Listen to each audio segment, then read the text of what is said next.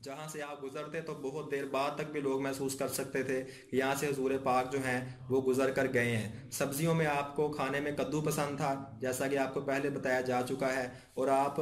گھر میں ہوتے تو کم نوش فرماتے۔ اگر آپ کسی کے پاس دعوت میں جاتے، کوئی آپ کی دعوت کرتا، تو آپ پیٹ بھر کے اور سیر ہو کر جو ہے وہ کھاتے تھے۔ لوگوں کے ساتھ جب بھی آپ معاملات کرتے تو آپ گفتگو انتہائی شائستگی سے کرتے، اور جب آپ بولتے تھے تو آپ کا حرف حرف اکیلا اکیلا آپ بولتے، تیزی کے ساتھ نہیں بولتے تھے، ٹھہر ٹھہر کر رک رک کر بولتے تھے، تاکہ سننے والے کو، جو آپ کے ساتھ مخاطب ہے، جو آپ کے ساتھ بات کر رہا ہے، اس کو آپ کی بات ٹھیک طرح سے سمجھ آ جائے۔ اگر آپ کو راستے میں کوئی بھی روک لیتا، چاہے وہ کسی بھی قبیلے کا ہوتا، وہ امیر ہوتا یا غریب ہوتا، اس کا خاندانی لیول کوئی بھی ہوتا، آپ ہر بندے کی بات دھیان سے سنتے اور اس کو جواب دیتے تھے۔ حتیٰ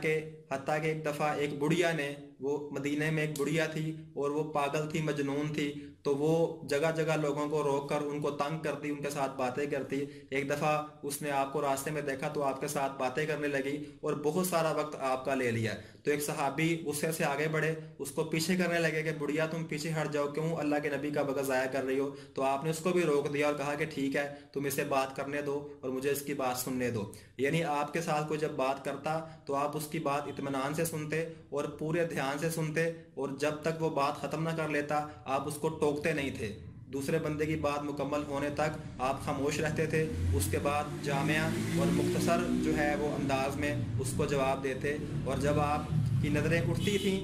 روٹین میں آپ جب محفل میں بیٹھتے تو آپ نظریں جھکا کے بیٹھتے تھے، لیکن جب آپ نظریں اٹھاتے تھے تو کسی میں اتنی ہمت نہیں تھی کہ اللہ کے نبی علیہ السلام کے چہرہ مبارک کی طرف دیکھ سکے، سوائے آپ کے دو صحابہ کے، ابو بکر صدیق اور عمر فاروق رضی اللہ عنہ، ان دونوں کے علاوہ اور کسی میں اتنی ہمت نہیں تھی جو آپ کے چہرہ مبارک پر جو ہے وہ دیکھ سکے۔ اتنا روب اور اتنا جلال جو ہے اللہ کے نبی علیہ السلام کو اللہ تعالیٰ نے عطا فرمایا تھا، اور آپ کی آواز کے اندر جادو تھا۔ جب آپ بولتے تھے تو لوگ اس کو کان لگا کے دھیان سے سنتے تھے، اور جب آپ قرآن پڑھتے تھے تو بہت سارے واقعات آتے ہیں کہ بہت سارے واقعات ایسے ہیں کہ کتنے لوگوں نے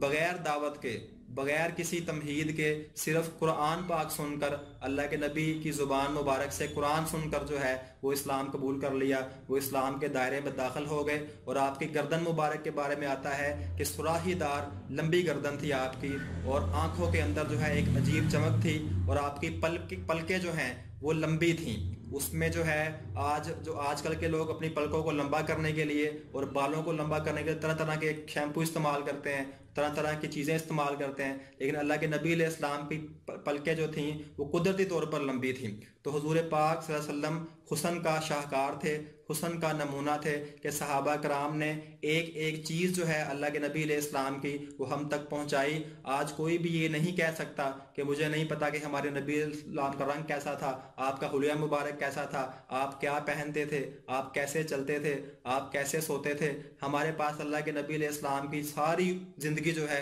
اس کا ایک ایک منٹ، ایک ایک دن، ایک ایک رات وہ محفوظ ہے، لیکن صرف وجہ کیا ہے کہ ہم حضور پاک کا نام تو لیتے ہیں، ہم ان کے نام لیوا تو ہیں، لیکن ہم ان کی کاپی نہیں کرتے، ہم ان کی نقل نہیں کرتے۔ حالانکہ محبت کا سب سے پہلا تقاضا یہ ہے کہ انسان جس سے محبت کرتا ہے اس کے لیے اپنی جان بھی لٹا دیتا ہے، اس کے لیے اپنا سب کچھ گوا دیتا ہے، اور یہ صحابہ کرام نے کر کے دکھایا۔ صحابہ کرام نے آپ کی محبت میں اپنا گھر بار چھوڑ دیا، ماں باپ چھوڑ دیے، بیوی بچے چھوڑ دیے، یہاں تک کہ صحابہ کرام یہ بھی فرماتے تھے اگر آپ ہمیں کہیں کہ سمندر میں کود جاؤ تو ہم بے خوف و خطر سمندر میں کود جائیں گے۔ یہ صحابہ کا ایمان تھا، کیونکہ وہ اللہ کے نبی سے سچی محبت کرتے تھے۔ آج ہم میں سے بھی ہر مسلمان اللہ کے نبی کے ساتھ محبت کا دعویٰ کرتا ہے، آپ کے ساتھ محبت کی جو ہے وہ پینگیں بڑھاتا ہے، لیکن جب عمل کی بات آتی ہے، جو اپنے نبی کو کاپی کرنے کی بات آتی ہے، تو میرے بھائیوں اس میں ہم بہت پیچھے ہیں۔ تو ہمیں چاہیے ہم اللہ کے نبی علیہ السلام کی حیات مبارکہ کو پڑھیں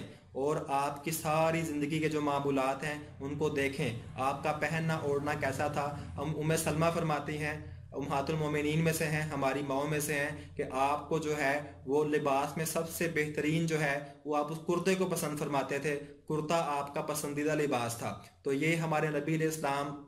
کہ تمام جو ہیں وہ پسند اور ناپسند یہ صحابہ نے ہم تک جو ہے پہنچائی، اور انہوں نے کسی ایک بھی بات کو جو ہے وہ چھپنے نہیں دیا، انہوں نے اپنی زندگیوں کو داؤ پہ لگا دیا، اپنا سب کچھ قربان کر دیا، لیکن وہ اس دین کو زندہ کر گئے، اللہ کے نبی کے دین کو زندہ کر گئے، آپ کی تمام روز و شب کے جو معمولات ہیں ان کو ہم تک پہنچا گئے۔ تو میرے بھائیوں، آج ہمیں بھی چاہیے ہم اس چیز کا ارادہ کریں، اس کی نیت کریں کہ ہم نبی علیہ السلام کی مبارک زندگی اس کو پڑھیں گے، اس کی اسٹڈی کریں گے، صرف اسٹڈی نہیں کریں گے بلکہ اس پر عمل کرنے کی بھی کوشش کریں گے، اپنی زندگی میں اس کو لے کے آئیں گے، اس کے لیے جو ہے ہم محنت کریں گے، اپنے آپ کو کھپائیں گے اور دوسروں کو اس کی دعوت دیں گے۔ تو اگر ہم اللہ کے نبی کی کاپی کریں گے، آپ کی نقل اتاریں گے، تو انشاءاللہ تعالی ہم اتنے ہی اللہ کے نبی کے قریب ہوں گے، اور قیامت کے دن ہمیں اللہ کے نبی کے پڑوس میں جو ہے وہ جگہ ملے گی۔ اس کے لیے جو ہے ہمیں سب سے بہترین جو ہے